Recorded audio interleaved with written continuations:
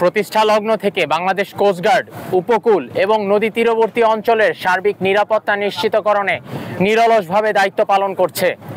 অবৈধ কর্মকাণ্ড প্রতিরোধ এবং নৌপথের নিরাপত্তায় নিয়মিত টহল, যৌথ এবং সাঁড়াশি অভিযান পরিচালনা করছে এই বাহিনী।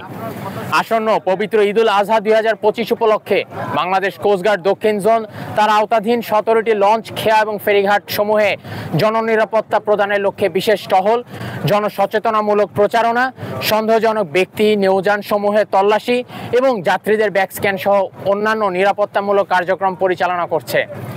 দুষ্কৃতিকারীরা যেন কোনো ধরনের নাশকতামূলক কর্মকাণ্ড সংগঠিত করতে না পারে তার জন্য সদা তৎপর রয়েছে কোস্টগার্ডের প্রতিটি সদস্য, যার মাধ্যমে যাত্রীদের নৌযাত্রা নিরাপদ থাকবে বলে আশা করা যায়। কোস্টগার্ডের এই কার্যক্রম দিন রাত 24 ঘন্টা অব্যাহত আছে এবং ঈদুল আজহা পরবর্তী যাত্রী সাধারণের নৌযাত্রা নিরাপদ রাখতে উক্ত কার্যক্রম চলমান থাকবে। ধন্যবাদ। বাংলাদেশ কোস্টগার্ড সবসময় যাত্রী সাধারণের জন্য সচেতন থাকে, আর বিশেষ করে তারা যাত্রী ওঠা নামার জন্য বিশেষ একটা প্রক্রিয়া নেয় যাতে যাত্রীদের কোনো অসুবিধা না হয়। আমাদের লঞ্চ ঘাট থেকে ছাড়ার জন্য তারা খুব সচেতন থাকে।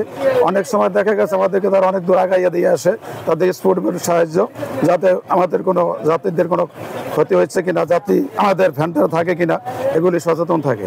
কোস্টগার্ডে টহল থাকাতে আমরা নিরাপদে চলতে পারি। কোস্টগার্ড আমাদেরকে যথেষ্ট সহযোগিতা করে। আমরা নিরাপদ বোধ করছি এবং খুব সুন্দর হয়েছে। এই ধরনের পরিবেশ আমরা সারা জীবন চাই।